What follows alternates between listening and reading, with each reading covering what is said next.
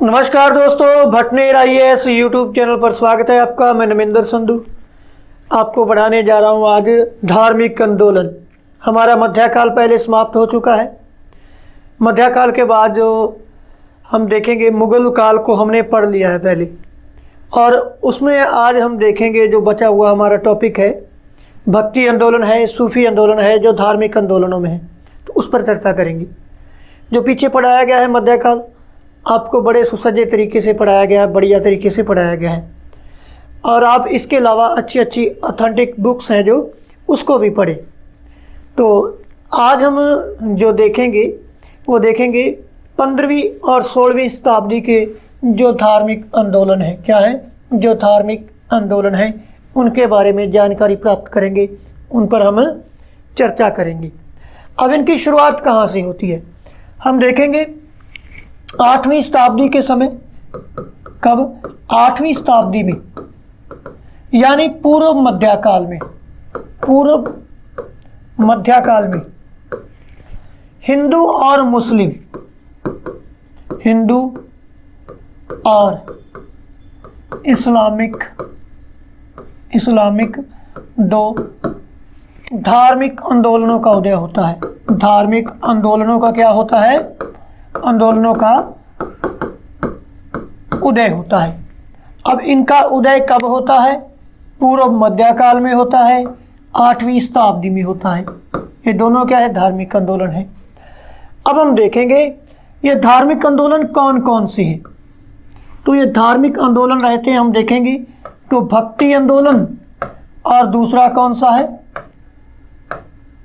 सूफी आंदोलन, जिनकी आज हम चर्चा करेंगे। और ये दोनों ही हम देखेंगे 15वीं और 16वीं शताब्दी में, 15वीं और 16वीं शताब्दी में क्या होता है? अपने चरमोत्कर्ष पर चले जाते हैं, चरमोत्कर्ष पर होते हैं। यानी इनका जो विकास है कब होता है? 15वीं और 16वीं शताब्दी में इनका विकास होता है, भक्ति और सूफी आंदोलन का। फिर हम देखेंगे सबसे पहले हमें इनकी जानकारी कहाँ से मिलती है। तो सर्वप्रथम इनकी जानकारी की बात करें तो उपनिषदों में हमें जो भक्ति आंदोलन है इसके बीज मिलते हैं। उपनिषदों में भी देखें तो जो श्वेताश्वर उपनिषद है, श्री भागवत गीता है, इनमें यहाँ पर हम देखेंगे इनकी प्रारंभिक जानकारी, जो इनकी प्रारंभिक जानकारी है हमें कहाँ से मिलती है? तो मिलती है उपनिषदों में भी मिलती है, जो हमारे प्राचीन ग्रंथ हैं। उपनिषदों में हम देखेंगे श्वेताश्वर जो उपनिषद है उसमें हमें क्या मिलता है? भक्ति आंदोलन की जानकारी मिलती है, भक्ति के बारे में जानकारी मिलती है। और इसके विस्तृत उल्लेख की बात करें, भक्ति के बारे में हम देखेंगे विस्तृत जो उल्लेख है हमें कहाँ से मिलता है? श्री भगवत गीता से। श्री जो भगवत गीता है वहाँ से हमें इनका विस्तृत उल्लेख मिलता है इस भक्ति आंदोलन के बारे में। देखें तो फिर हम बात करेंगे आगे। हम देखते हैं जब हिंदुस्तान तुर्कों के अधीन था, हम देखेंगे हिंदुस्तान जो हम देखें जो भारत है किसके अधीन था? तुर्कों के अधीन था। तब सूफी आंदोलन का हम देखेंगे, जो सूफी है, सूफी आंदोलन का उदय होता है। सूफी आंदोलन का उदय होता है। इनके द्वारा क्या किया जाता है? समाज सुधार का संदेश दिया जाता है। सूफी आंदोलन के माध्यम से क्या किया जाता है? समाज सुधार का संदेश दिया जाता है तथा कर्म कांडों का विरोध किया जाता है। जो कर्म कांड है इनका विरोध किया जाता है। जब हम देखते हैं हिंदुस्तान तुर्कों के आधिपत्य में था तो किसका? सूफी आंदोलन का उदय होता है, कर्मकांड का विरोध किया जाता है। और जो सूफी संत हैं इनके द्वारा क्या किया जाता है? सूफी संतों के द्वारा विरोध किया जाता है, जो धार्मिक कुरीतियां हैं, जो आडंबर हैं, इस समय हमें देखने को मिलते हैं। और राजनीति में भी सुधार के कार्य किए जाते हैं।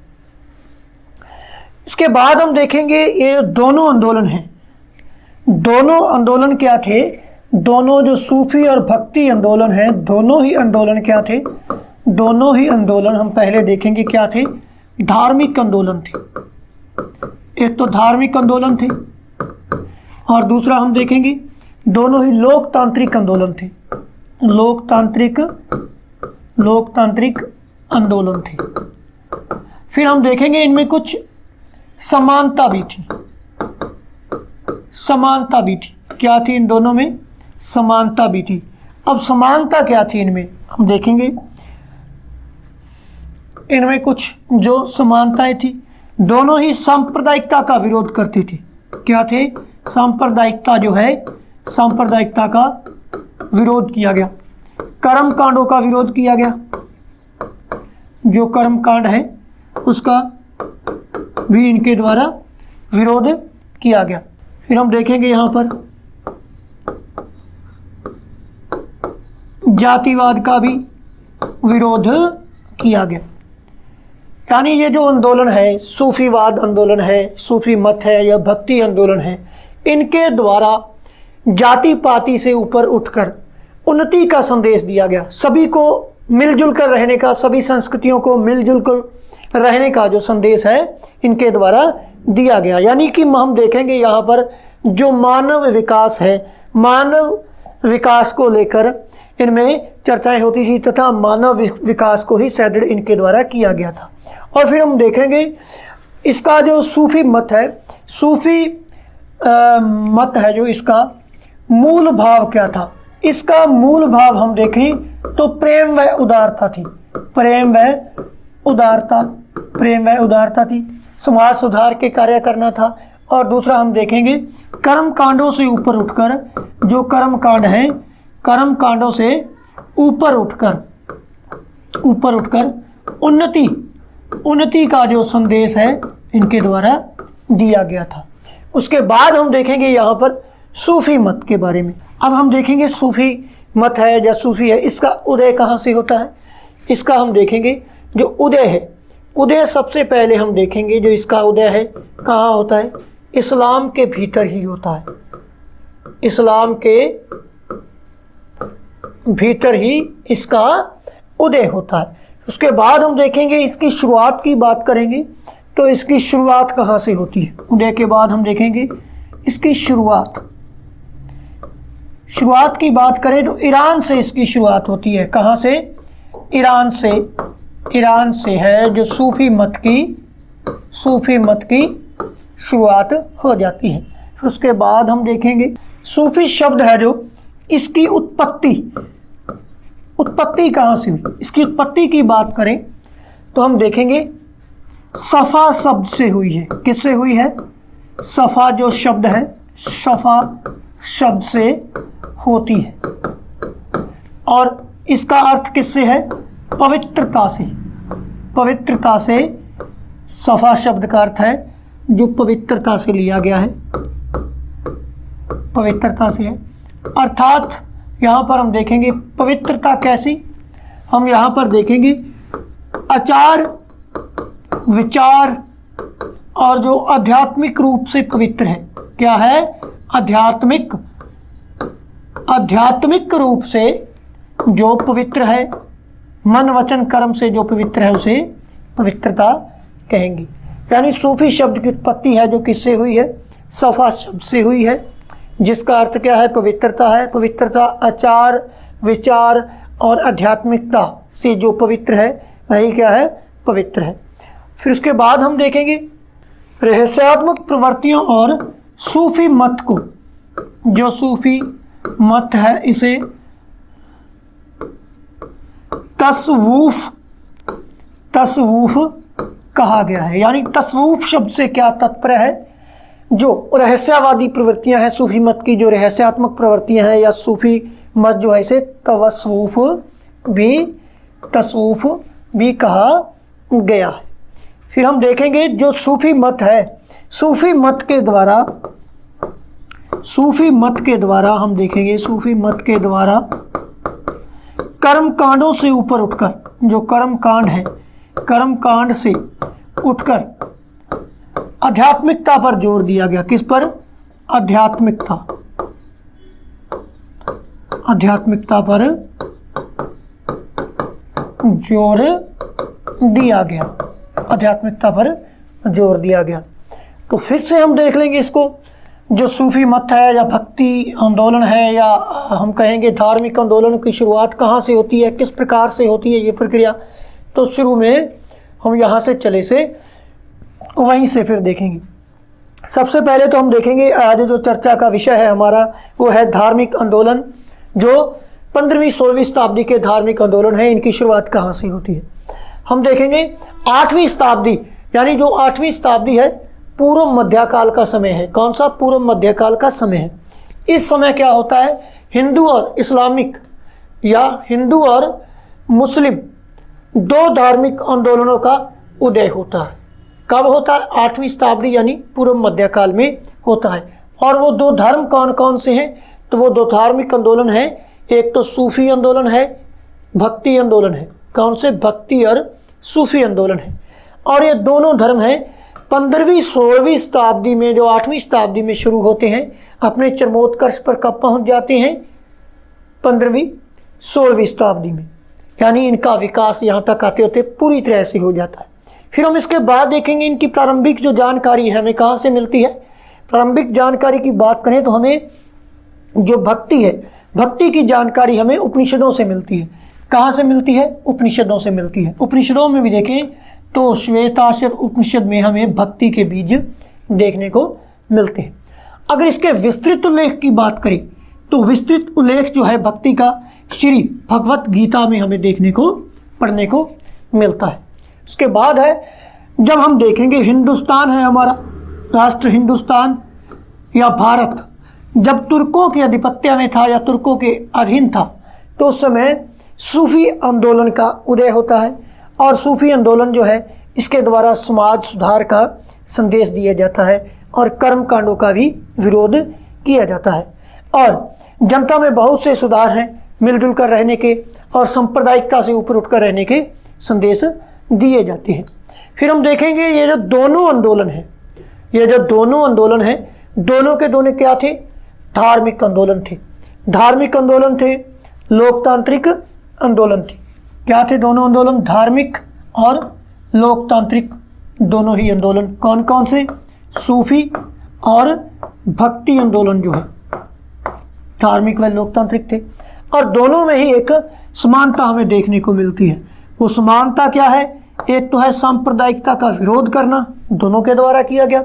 दूसरा हम देखेंगे कर्मकांड का विरोध करना, यह भी दोनों के द्वारा किया गया। और तीसरा है जातिवाद का विरोध करना। सांप्रदायिकता और कर्मकांड, तीसरा है जातिवाद का विरोध करना। इन दोनों में यह समानताएं हमें देखने को मिलती हैं। उसके बाद हम देखें जो सूफी मत है, सूफी मत है इसका मूल भाव प्रेम व उदारता था। इसका जो मूल है वो क्या था? आपसी प्रेम को बढ़ाना और उदारता के बीज बोना। जो सूफी मत है उसका ये मूल भाव था। और कर्मकांड से ऊपर उठकर उन्नति का संदेश देना, जातिवाद से उठकर, धर्म से उठकर उन्नति का संदेश देना इसका प्रमुख कर्तव्य रहा। फिर यहाँ पर हम देखेंगे जो सूफी मत है, सूफी मत की शुरुआत कहाँ से होती है, उदय कहाँ से होता है, कहाँ तक चलता है। तो सूफी मत में हम देखेंगे यहाँ पर इसका उदय इस्लाम के अंदर ही होता है। कहाँ होता है? इसका जो उदय है किसका? सूफी मत का उदय जो है कहाँ होता है? इस्लाम के भीतर ही होता है। इस्लाम से ही इसकी शुरुआत होती है। अब शुरुआत कहाँ से होती है? इसकी शुरुआत की बात करें तो ईरान से इसकी शुरुआत होती है। अब सूफी शब्द की उत्पत्ति कहाँ से हुई? सूफी शब्द की उत्पत्ति हम देखेंगे कहाँ से होती है। उत्पत्ति की बात करें तो यह सफ़ा शब्द से निष्पन्न हुआ है, जिसका अर्थ क्या है? सफ़ा का पवित्रता। पवित्रता यानी आचार विचार और आध्यात्मिकता से जो पवित्र है वह क्या है? सफ़ा है, पवित्र है। ठीक है। उसके बाद हम देखेंगे सूफी मत में, हम देखेंगे सूफी मत रहस्यात्मक या रहस्यवादी प्रवृत्तियां, और जो सूफी मत है इसे क्या कहा गया? तसव्वुफ कहा गया। सीधा सीधा शब्द पूछा जाता है, तसव्वुफ क्या है? तसव्वुफ है सूफी मत में रहस्यात्मक प्रवृत्तियां या जो सूफी मत है।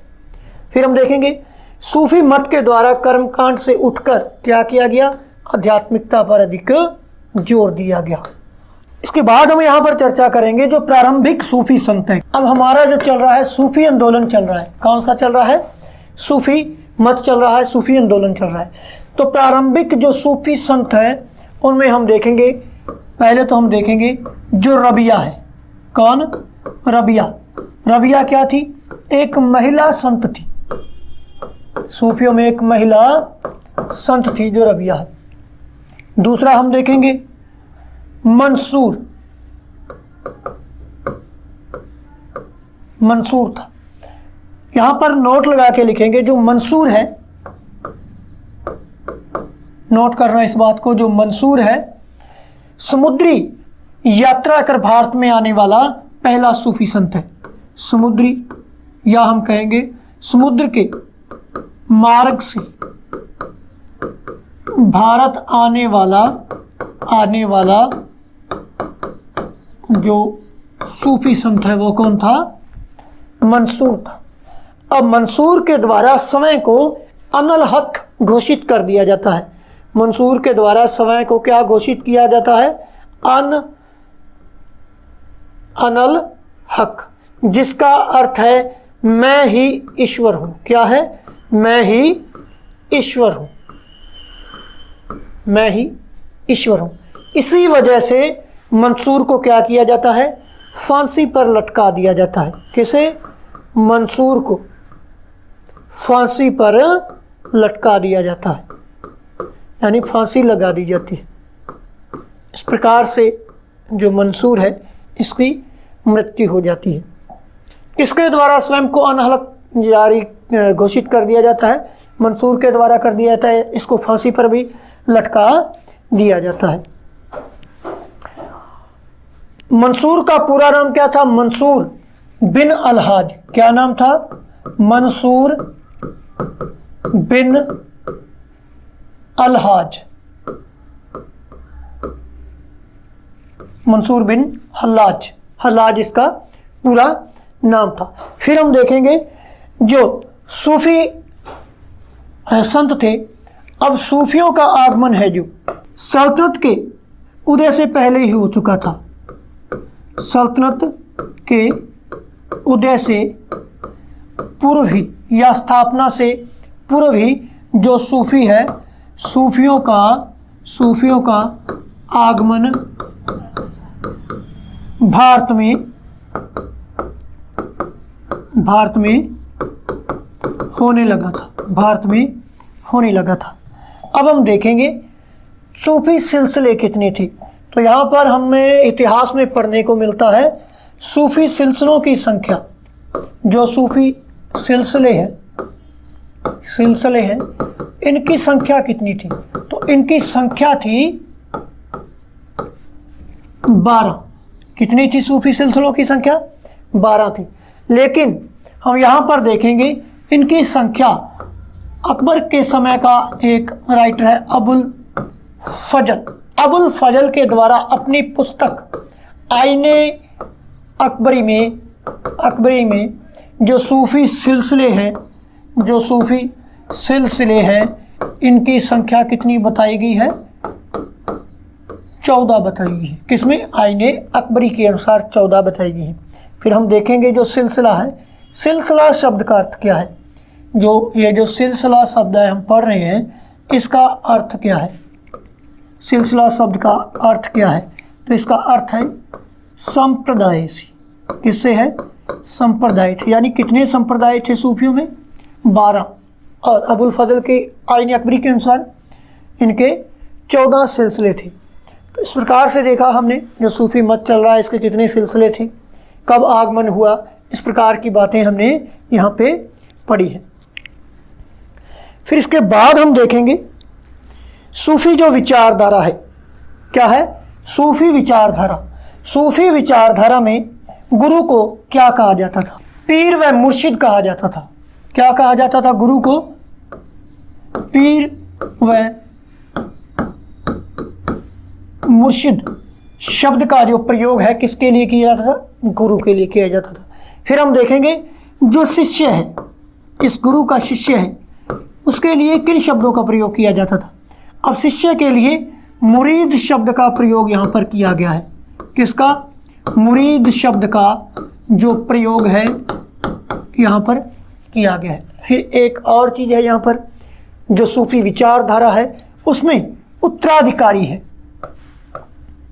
जो उत्तराधिकारी है, उत्तराधिकारी के लिए वली शब्द का प्रयोग किया गया है। किसका प्रयोग किया गया है?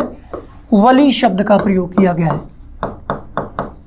वली शब्द का प्रयोग किया गया है यहाँ पर। किस शब्द का प्रयोग किया गया है? वली शब्द का। ये थे सूफी विचारधारा के कुछ शब्द। इसके बाद हम देखेंगे जो सूफी सिलसिले हैं उन्हें दो भागों में बांटा गया है। एक तो है बाशरा, दूसरा है बेशरा। अब बाशरा और बेशरा में अंतर क्या है? बाशरा और बेशरा में अंतर क्या है? यहाँ पर हम पहले देखेंगे जो बाशरा है, जो शरीयत में आस्था रखती थी। क्या थे? जो संत क्या थे? शरीयत में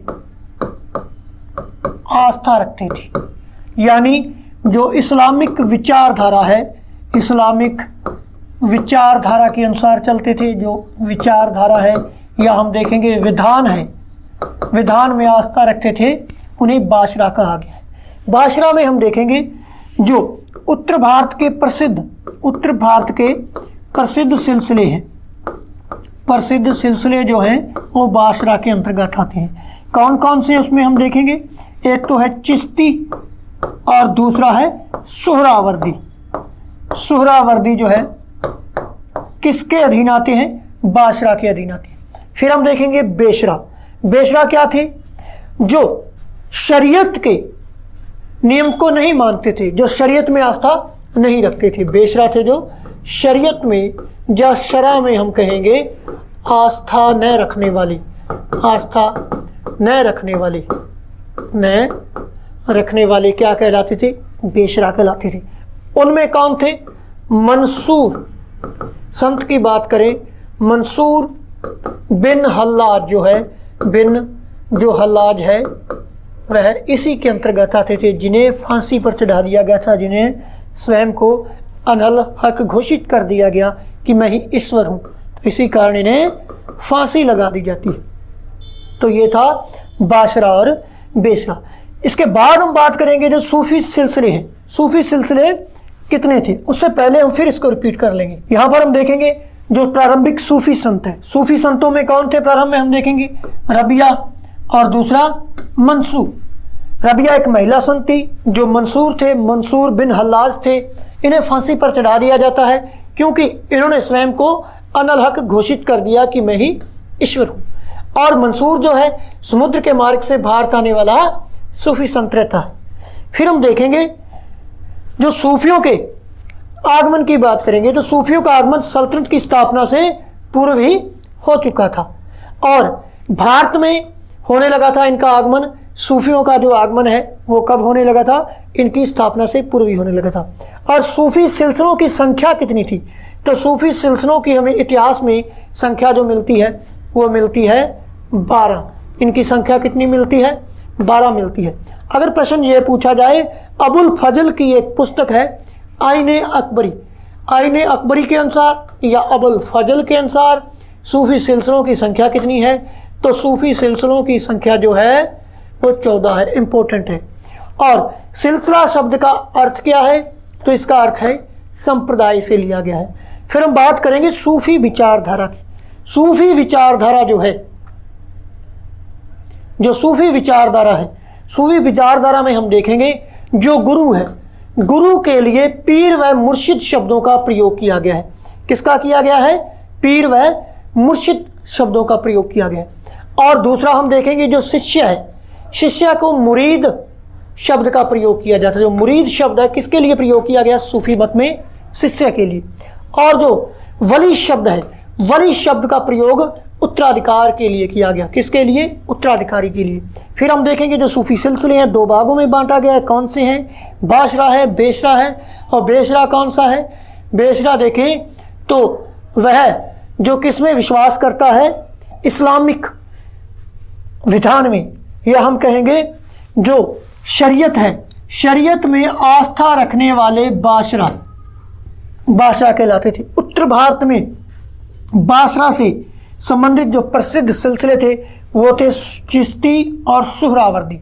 फिर हम देखेंगे बेशरा, शरा में आस्था या शरीयत में आस्था न रखने वाले, क्या?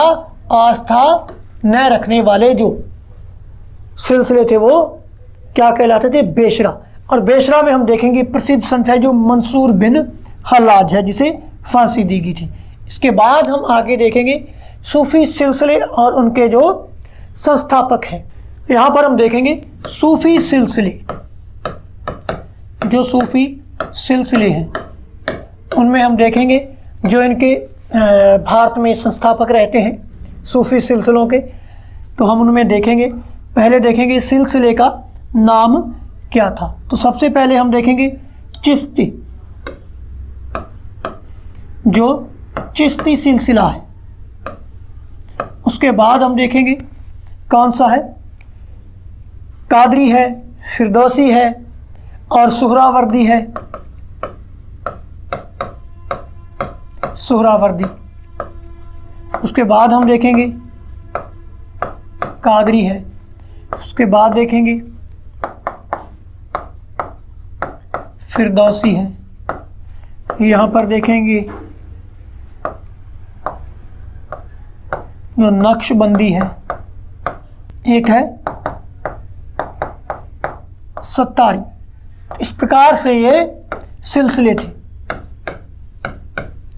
ये सिलसिले और इनके जो संस्थापक हैं काफ़ी इंपॉर्टेंट रहते हैं परीक्षा की दृष्टि से, यहाँ से प्रश्न पूछा जाता है। चिश्ती सिलसिले का जो संस्थापक है वो कौन रहेगा? चिश्ती सिलसिले का संस्थापक रहेगा ख्वाजा मोइनुद्दीन चिश्ती। कौन? ख्वाजा मोइनुद्दीन चिश्ती। मोइनुद्दीन चिश्ती जो है वो इसके संस्थापक थे। फिर सुहरावर्दी, इसके संस्थापक थे शिहाबुद्दीन सुहरावर्दी। कौन थे?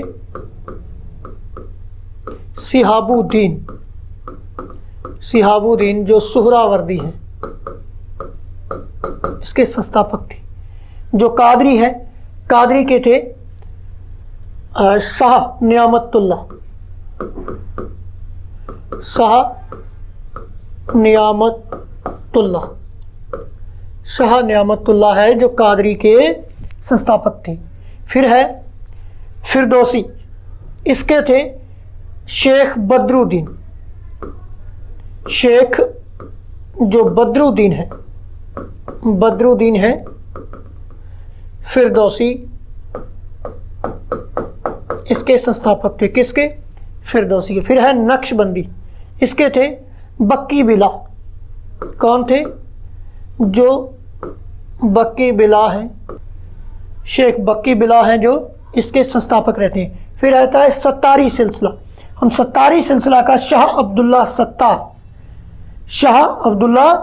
सत्तार जो है। नक्शबंदी में हम देखेंगे ख्वाजा बक्की बिला थे। कौन थे?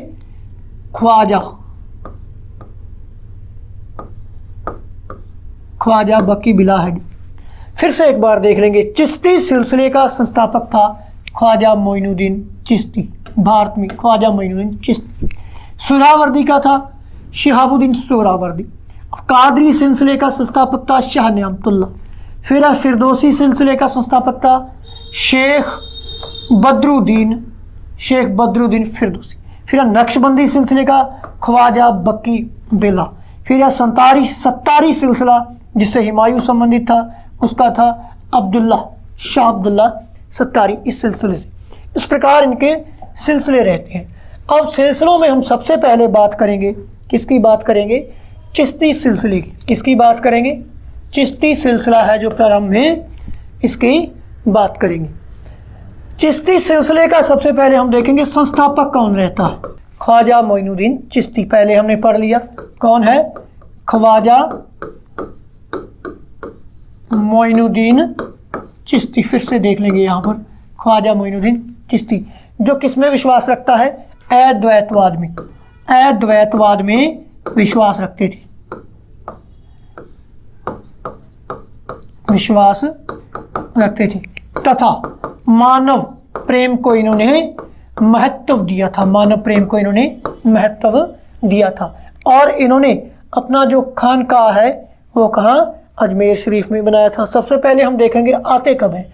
चिश्ती सिलसिले के संस्थापक हैं भारत में जो ख्वाजा मोइनुद्दीन चिश्ती, यह मोहम्मद गौरी के साथ 1192 ईस्वी में इनका आगमन है जो भारत होता है। तथा भारत में भी यह हम देखेंगे अजमेर में, कहाँ? अजमेर शरीफ जिसे बोला जाता है, अजमेर में इनके द्वारा अपना निवास स्थान बनाया जाता है। और निवास स्थान यानी इनका जो खानकाह है, क्या है? खानकाह है। खानकाह शब्द का अर्थ यहाँ पर किससे है? आश्रम से है, आश्रम से है। इस प्रकार से हम देखेंगे जो ख्वाजा मोइनुद्दीन चिश्ती है। अब इसके बाद हम देखेंगे ख्वाजा मोइनुद्दीन चिश्ती के बाद हमीदुद्दीन नागौरी। हमीदुद्दीन नागौरी जो कहाँ रहते थे? राजस्थान के, कहाँ? राजस्थान के नागौर में। इनके द्वारा हम देखेंगे गृहस्थ जीवन यापन किया गया। गृहस्थ जीवन यापन इनके द्वारा किया गया। किसके द्वारा? हमीदुद्दीन नागौरी के द्वारा। और हम देखेंगे कि इल्तुतमिश के समय से इन्होंने इल्तुतमिश जो है, इल्तुतमिश से जो भेंट है, भेंट लेना या हम कहेंगे उपहार जो है, उपहार को क्या किया? उपहार को अस्वीकार कर दिया, अस्वीकार कर दिया गया। इसके बाद हम देखेंगे अगले संत जो है, और यह जो हमीदुद्दीन नागौरी है ये किसके शिष्य रहेंगे, किसके मुरीद थे?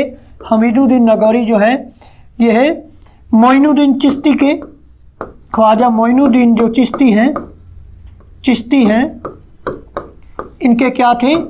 मुरीद थे, यानी शिष्य थे, मुरीद थी। इसके बाद जो अगले हैं, अगले मोइनुद्दीन चिश्ती के शिष्य हैं, मोइनुद्दीन चिश्ती के जो मुरीद हैं उनमें हम देखेंगे तो अगले संत आते हैं ख्वाजा बख्तियारुद्दीन काकी। अब इनका जन्म कहाँ होता है? इनका जन्म होता है फरगना में। फरगना का है मध्य एशिया, जहाँ 14 फरवरी 1483 को किसका जन्म हुआ था? बाबर का भी जन्म हुआ था। बख्तियारुद्दीन काकी का जन्म होता है फरगना में।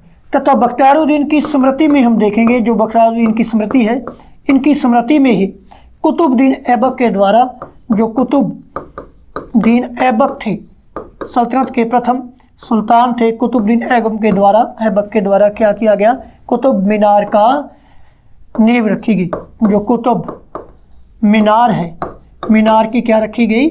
नींव रखी गई। किसकी स्मृति में? बख्तियारुद्दीन काकी की स्मृति में। इसके बाद है बाबा फरीद। कौन है? बाबा फरीद। बाबा फरीद यह क्या थे? जो बख्तियारुद्दीन हैं इनके शिष्य थे। बख्तियारुद्दीन के शिष्य या हम कह सकते हैं मुरीद थे। कौन?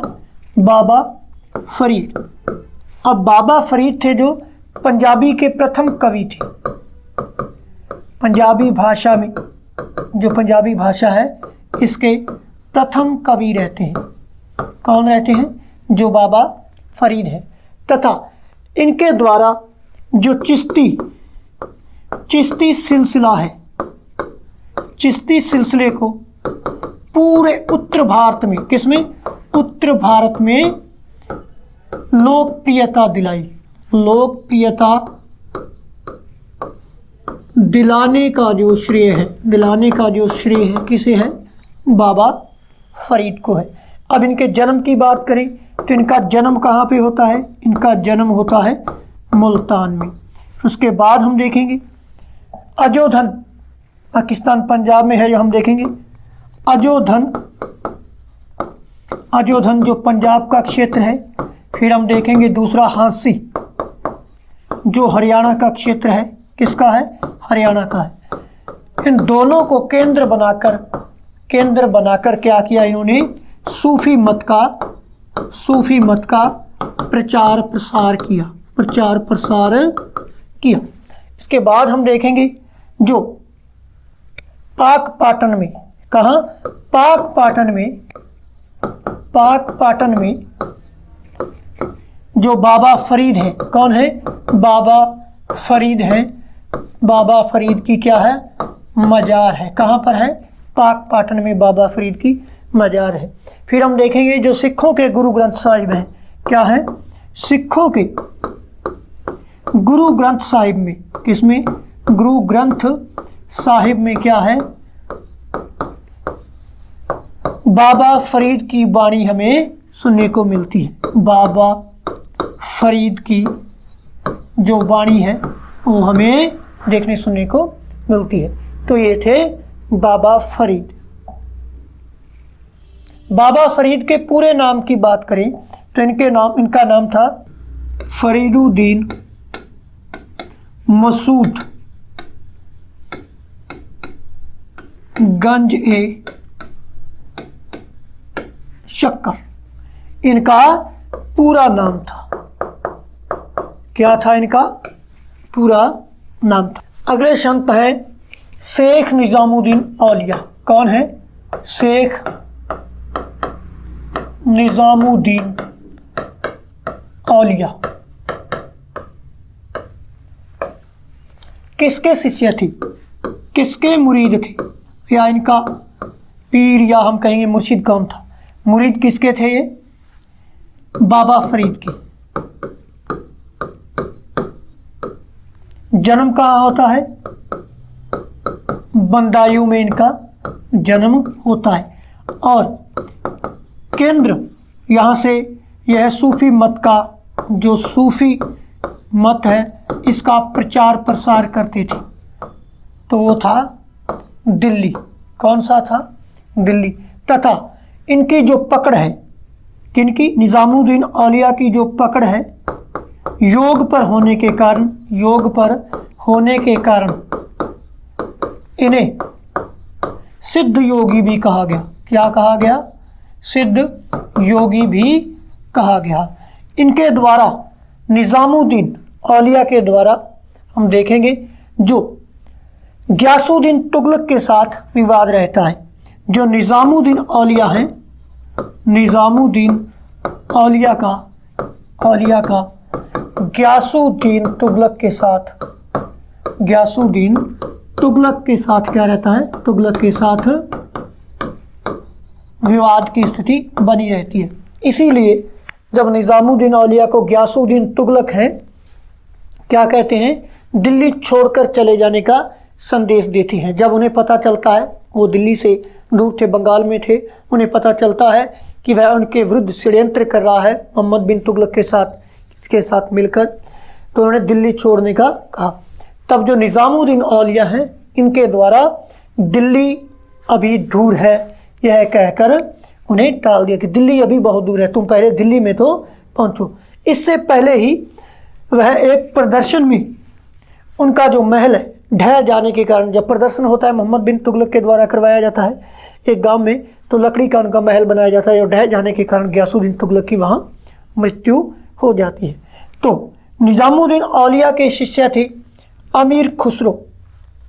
फिर जब हम देखते हैं निजामुद्दीन औलिया जो है इनकी मृत्यु हो जाती है। क्या हो जाती है? मृत्यु हो जाती है। इनकी मृत्यु का समाचार सुनकर जो इनके मुरीद हैं, कौन है इनके मुरीद? तो इनके मुरीद हैं अमीर खुसरो, 2-3 और हैं। अमीर खुसरो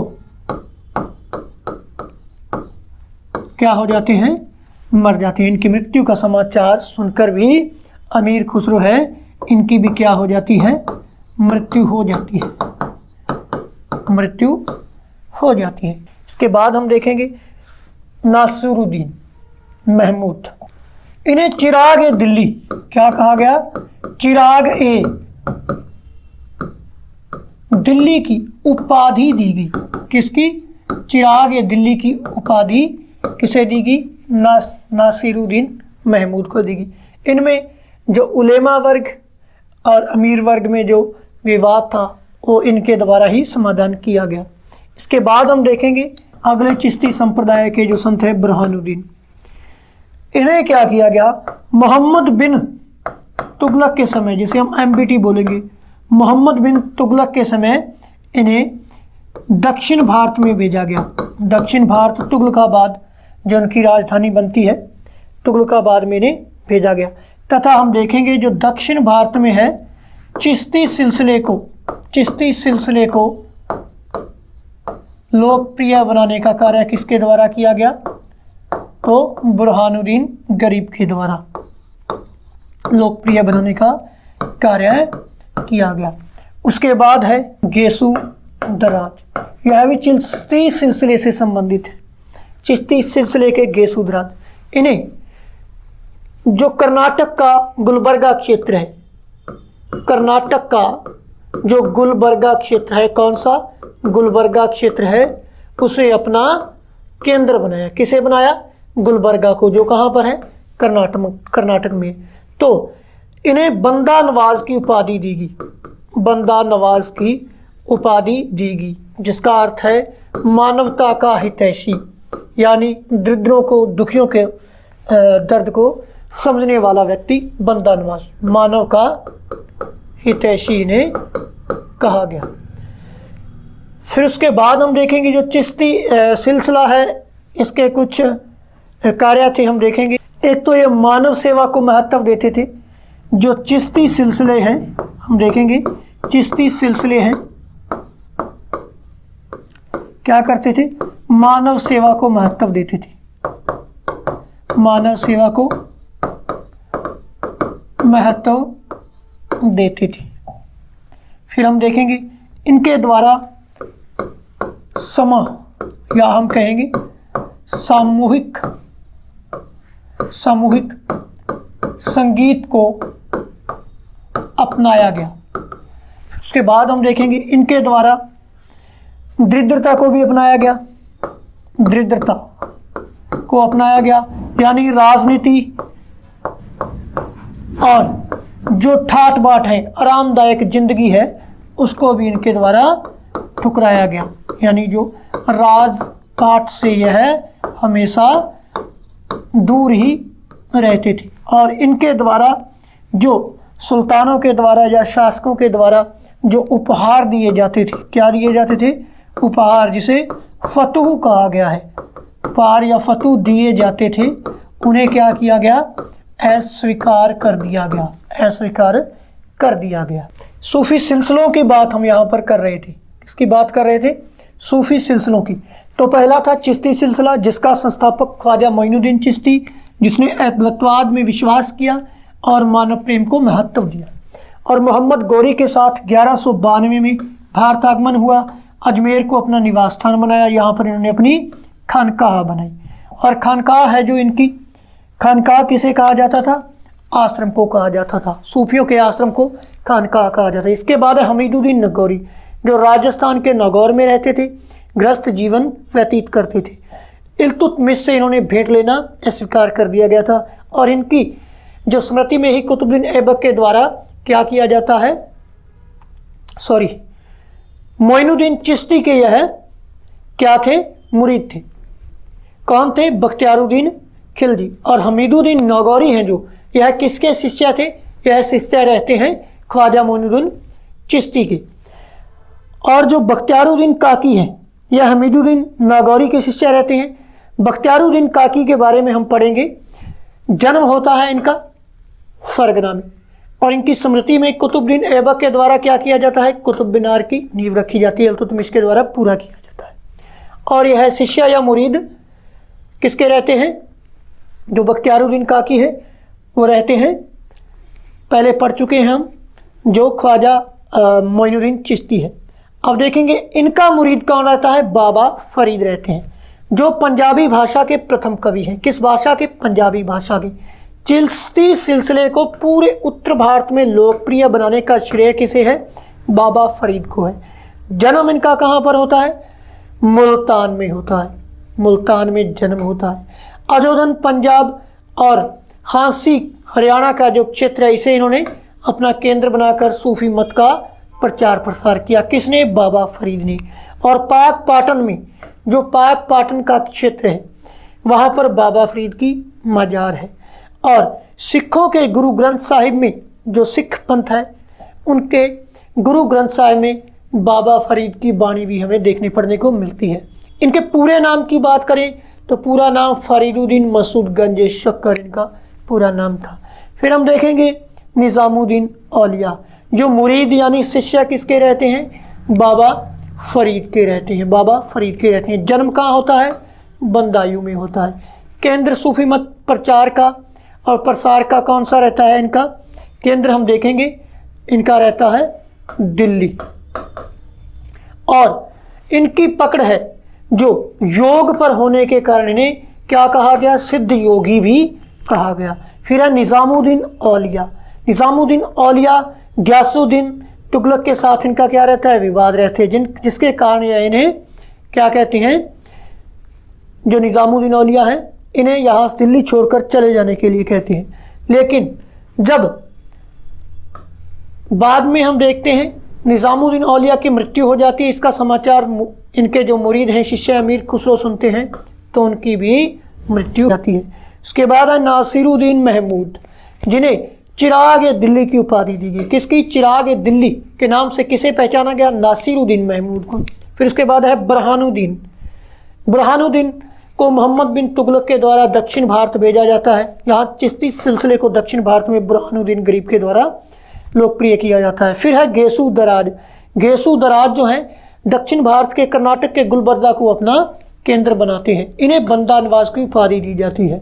बंदा नवाज यानी मानवता का हितैषी।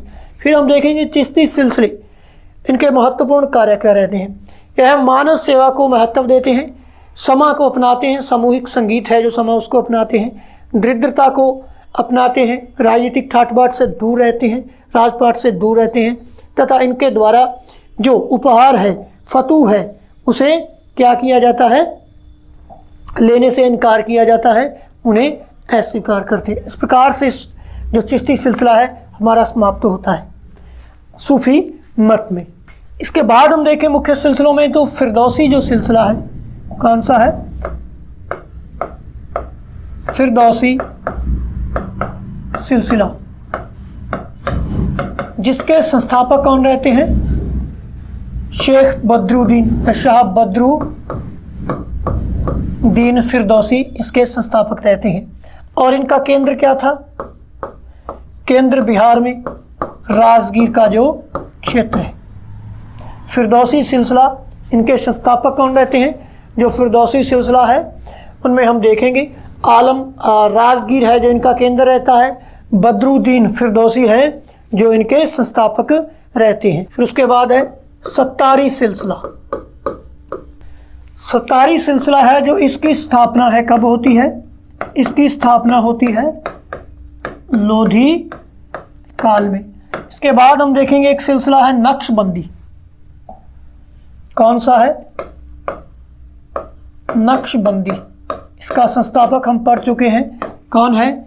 संस्थापक की बात करेंगे तो इसका संस्थापक है बक्की बिल्ला। कौन है? ख्वाजा बक्की बिल्ला जो है इनके संस्थापक रहते हैं। और यह कट्टर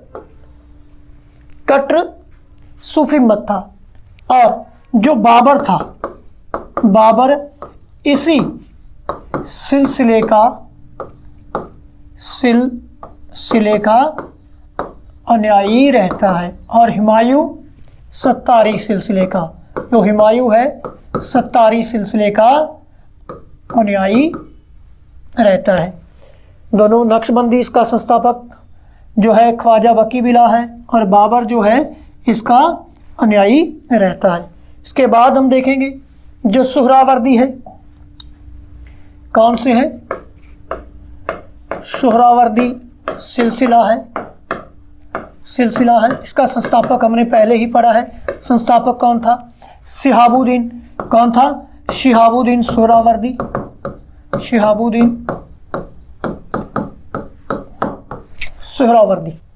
इनके जो प्रमुख केंद्र हैं, प्रमुख केंद्रों की बात करेंगे जो सोहरावर्दी हैं, वो है मुल्तान, सिंध। कौन से हैं प्रमुख केंद्र देखेंगे हम। जो सोहरावर्दी सिलसिला है, इनके प्रमुख केंद्र कौन से रहते हैं? तो मुल्तान रहता है, सिंध रहता है, और जो पंजाब का क्षेत्र है, कौन सा है? मुल्तान, सिंध और पंजाब का क्षेत्र है, इनका प्रमुख केंद्र रहते हैं। इस प्रकार से हम देखेंगे लगभग हमारा जो सूफी मत है, यहाँ से प्रश्न पड़ता है, सूफी मत हमारा कंप्लीट हो गया है। अगली कक्षा में हम देखेंगे दोस्तों जो भक्ति आंदोलन है। कौन सा आंदोलन है? भक्ति आंदोलन है। जो बचे हुए प्रश्न हैं यहाँ से आते हैं, तो हम आपको उसी क्लास में करवा देंगे। इसी के साथ ही आज की जो कक्षा है हमारी समाप्त होती है। सभी मित्रों का इस क्लास को देखने के लिए बहुत बहुत आभार।